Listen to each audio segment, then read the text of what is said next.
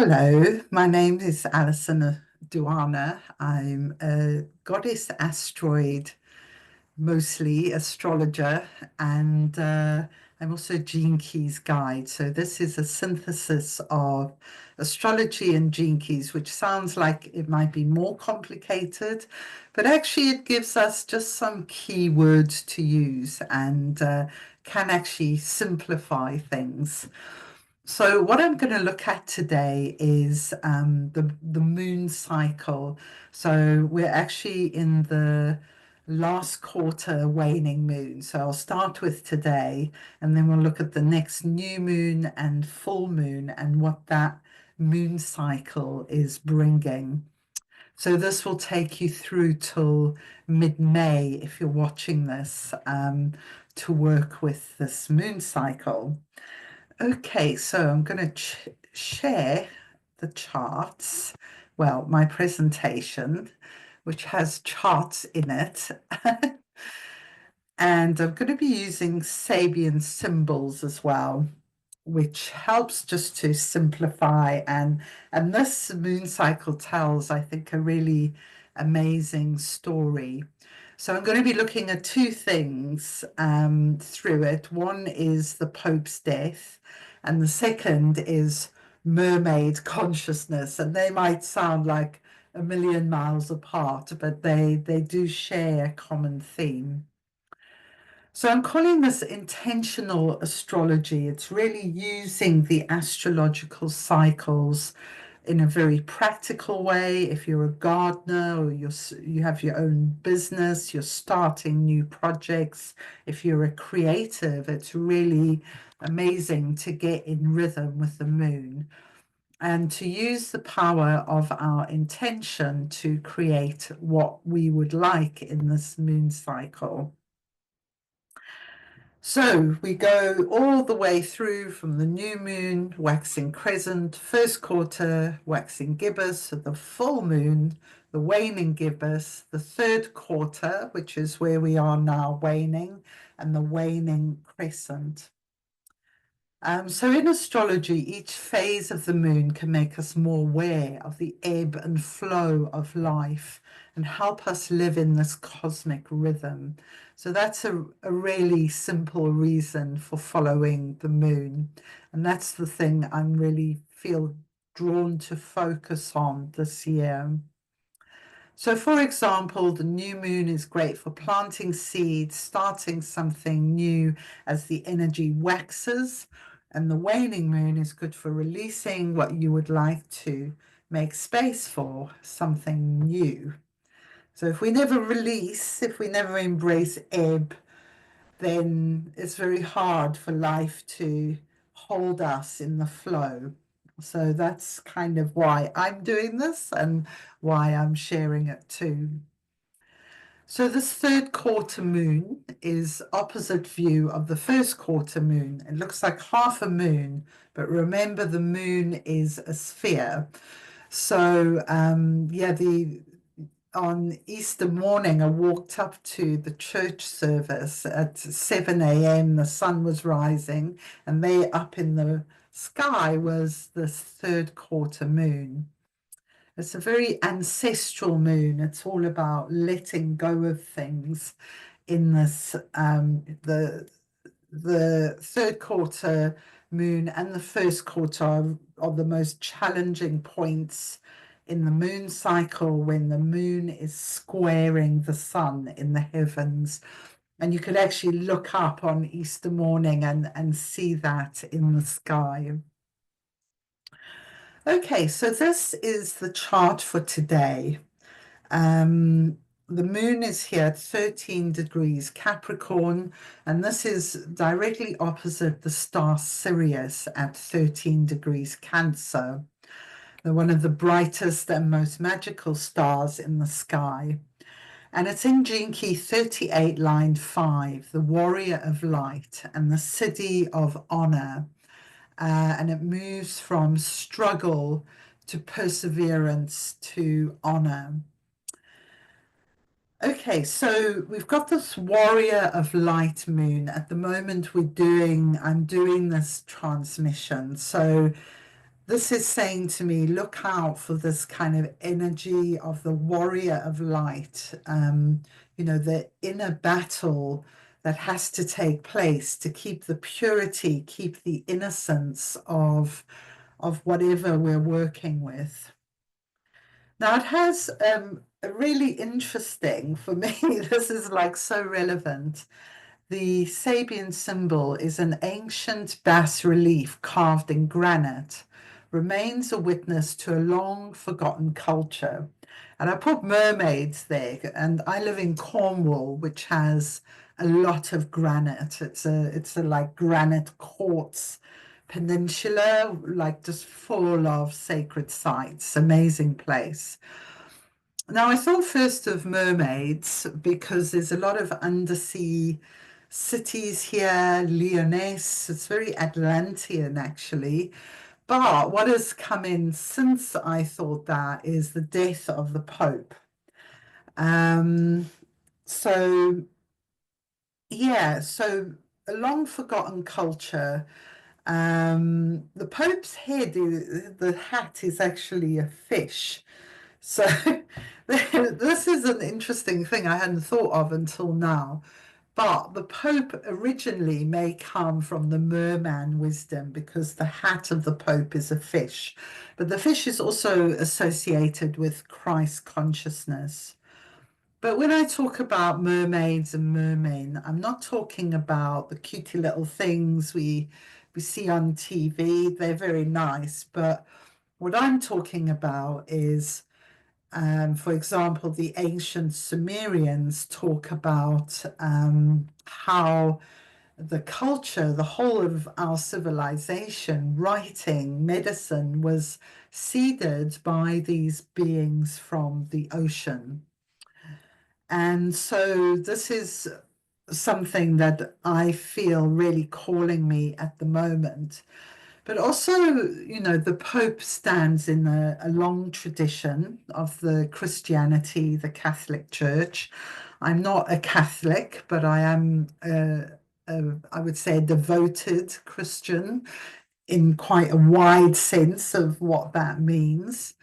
Um, and and I was really interested in 2012. We were looking at what's gonna be the big change that the Mayans predicted. And actually, this Pope came in. I don't know if it was exactly 2012, but definitely around then. And I read a book about it, and I was like, wow. And there's a film called The Two Popes, and it's a real miracle that this Pope actually got in with his what I would regard as very humanistic, forward-thinking views. And in fact, he only got in because of the scandal of sexual abuse that had preceded and why the other pope ended up. I think he actually was depoped rather than dying, which is very unusual. And now we have this film called Conclave, which has come out recently. And it's a really amazing film, if you haven't seen it, that shows the process of how a pope is chosen, various corruptions that go on in that.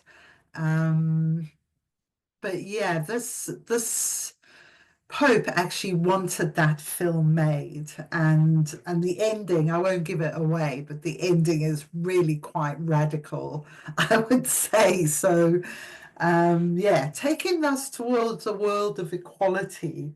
So this Pope was really important, and I want to honor his death and just hold it in this waning cycle, the crisis that the Catholic Church will hit. Will it want to go back to the old ways, or will it embrace what this Pope brought forward and carry on whilst building on the ancient traditions?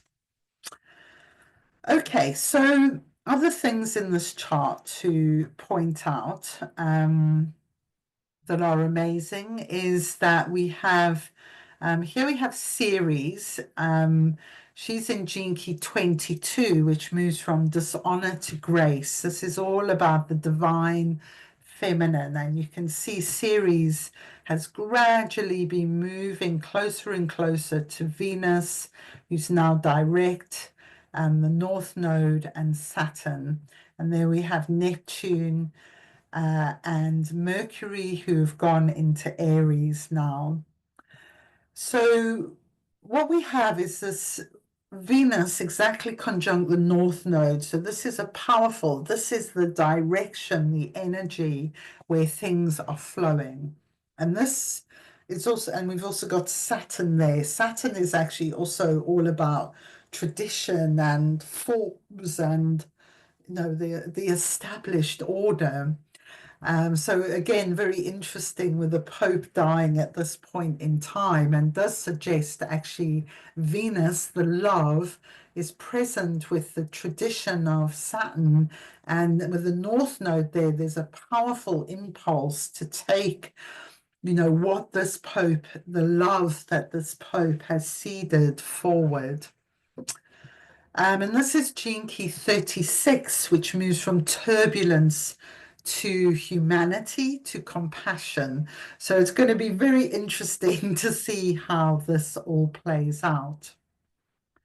Now, another wonderful thing is we have this fire trine. So firstly, we have Neptune at 0 degrees Aries, and we have Mars at 0 degrees Leo. And then completing the trine, we have, let me go back. We have Juno, goddess of the sacred marriage. It's actually at 29 degrees Scorpio, but we have Veritas, which means truth, and we have Medusa asteroids at the early degrees of Sagittarius, forming this beautiful fire trine. So the fire trine is all about the fire of the heart, the perpetual light that shines. It's a very spiritual energy, the fire trine. So we've got some good stuff going on. And we also have Uranus is in relationship to the nodes there, because Uranus is a 25 Taurus and is just lining up with the star Algol. So Algol is the eye of Medusa and also connected with Lilith. Now, I've been very tuned into Algol because I'm developing a course from a vision I had that begins with a kind of lightning strike in Algol, the eye of the Medusa, and brings this initiation energy all the way down through the 4 Lilith bodies. And I'm really experiencing and feeling into Algol as like a star birthing portal from other galaxies. And I feel this kind of cosmic water codes coming through Algol that are helping us transform some very old energies. So, I've heard Algol, and I kind of feel this, that Algol holds all the codes of the rejected feminine, the battles of the sexes over the aeons. Algol is like is considered the most evil, rejected star, and yet it feels like this is what needs to be reclaimed if we are to become whole. So it's a very interesting energy, actually, that we are working with right now.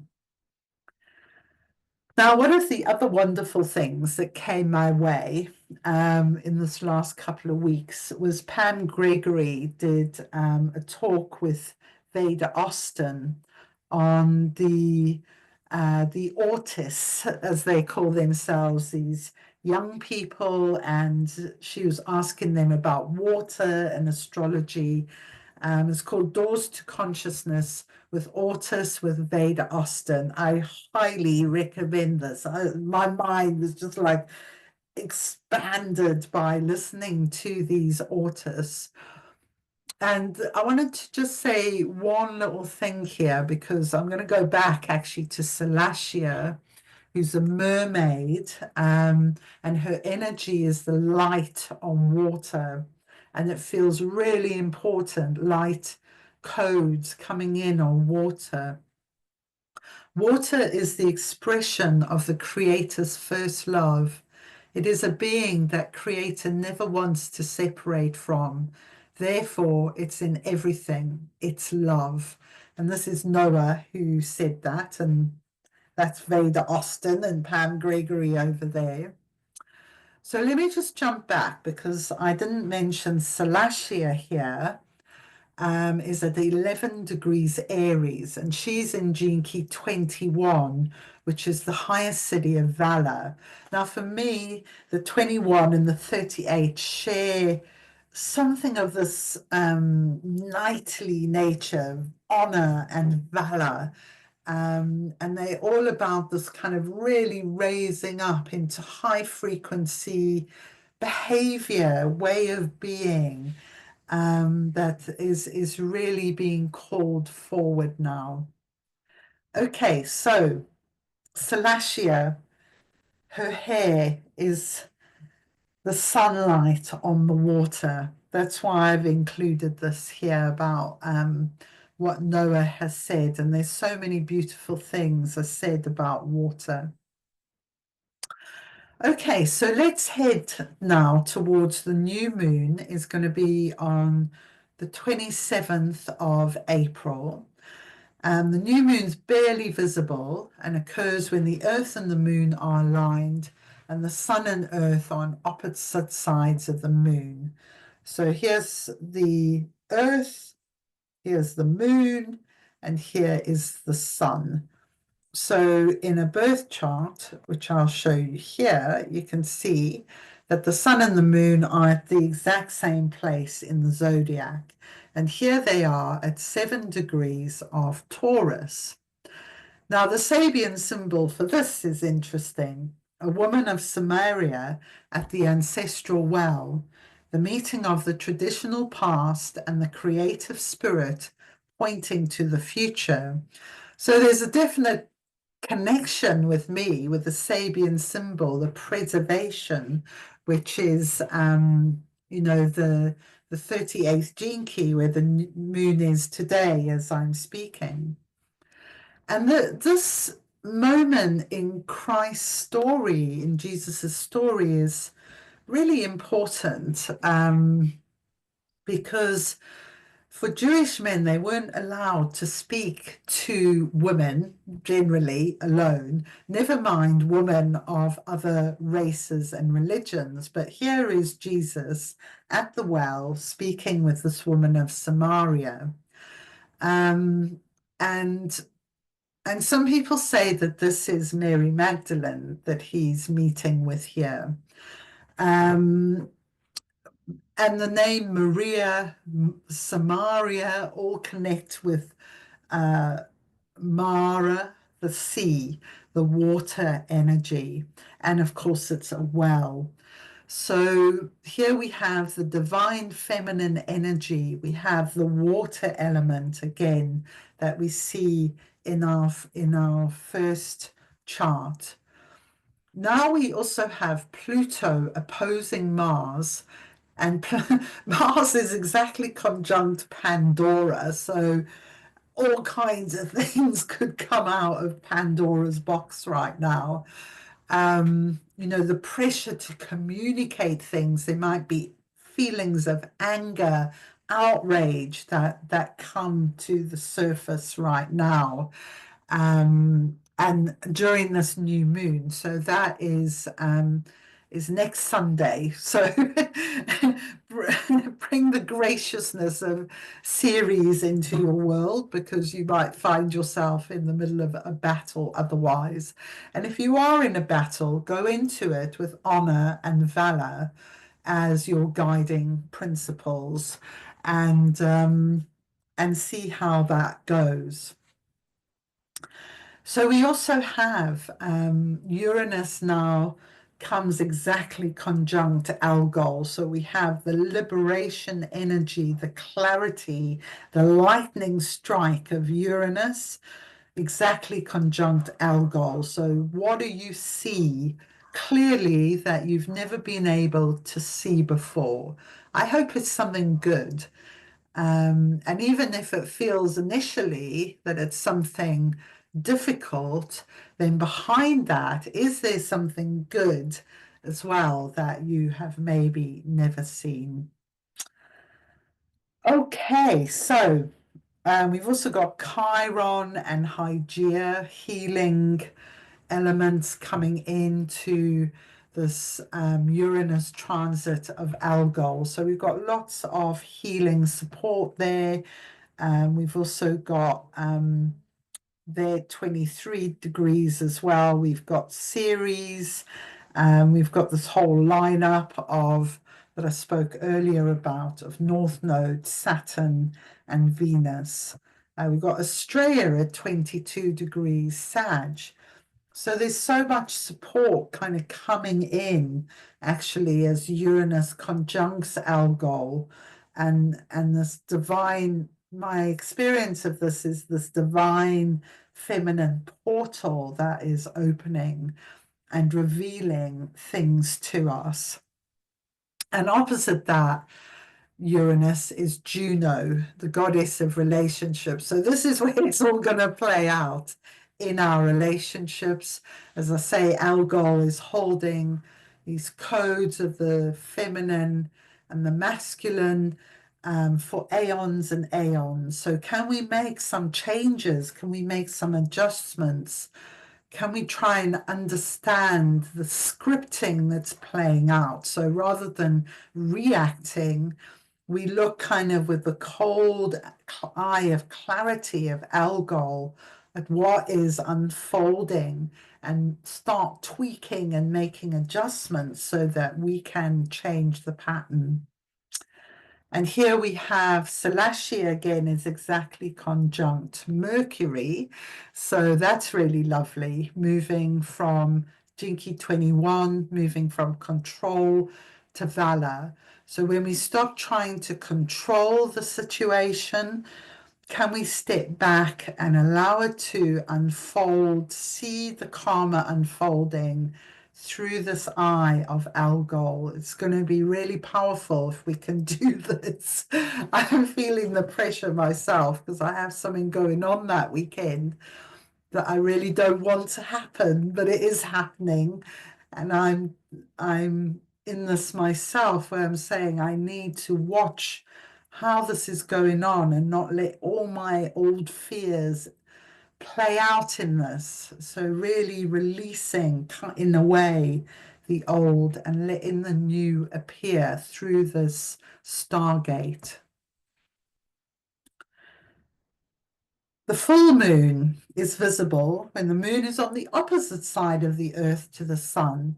And what was birthed at the new moon, which we've just spoken about, comes to fruition and is then released as the moon starts to wane. So this full moon will be, the moon will be in Scorpio, and the sun will be at 22 degrees of Taurus. So the sun is coming into alignment with Algol as well, and Uranus, we can see Hygeia has moved up to 27 degrees Taurus by then. And we still have Juno at 24 Scorpio. So it's still playing out through men and women and through our relationship.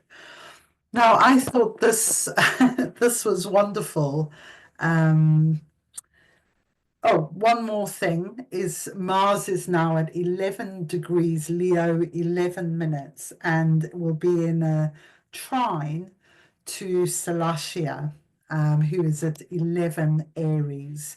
So that's a really beautiful energy, the energizing of this ancient mermaid energy, the light coming through the water. This is how we are receiving these codes. So I love this. This is the Sabian symbol for 22 degrees Scorpio. It might be 23 actually, because it's right on the edge. And it's a rabbit metamorphizes into a nature spirit. So someone had just sent me something about rabbit from the Dream Arc for Easter. So the Gene Keys Dream Arc is this wonderful, very right-brained, imaginative transmission of animal consciousness joining with our human consciousness. And it says, I am rabbit, holder of multiple gifts, sacred trickster, reader of omens, messenger of grace. I bring rebirth as I teach you how to expand your inner life to greater and greater heights. Unstoppable am I, giving birth to worlds within worlds. Wherever your life is spriting right now, even if it's only one tiny corner, give that thing your greatest attention. Sprouts in one area are catching, and you will find that soon other areas are also breaking out of deadlock. This is one of the greatest and simplest teachings of my people. So I'm really going to hold that, the birthing of worlds within worlds, the rabbit trickster. I think that's fantastic. So just to finish with what's happening next, I mentioned I had this vision I've been working with, and coming over the summer will be a 5-dimensional initiation with the Lilith bodies, beginning with Algol, and I'll be working with my lovely friend Bella Crystal with this one. And then I'm going to continue the mysteries of the Aquarian Grail stories with Matthew. And I think we're going into the Codon Ring of Secrets. So that's going to be pretty awesome. And next Monday, I'm going to be doing Persephone, Mistress of the Underworld. So she's daughter of Ceres Demeter. And Ceres Demeter's in this really interesting place now, moving up to the North Node Venus and Saturn. So I think it's going to be a powerful transmission. I do offer one-to-one readings, especially with goddess asteroids and workshops. And you can email me at astroalison@gmail.com. I haven't got these workshops up yet because they're not quite ready. But as soon as they are, they'll be at alisonduana.com.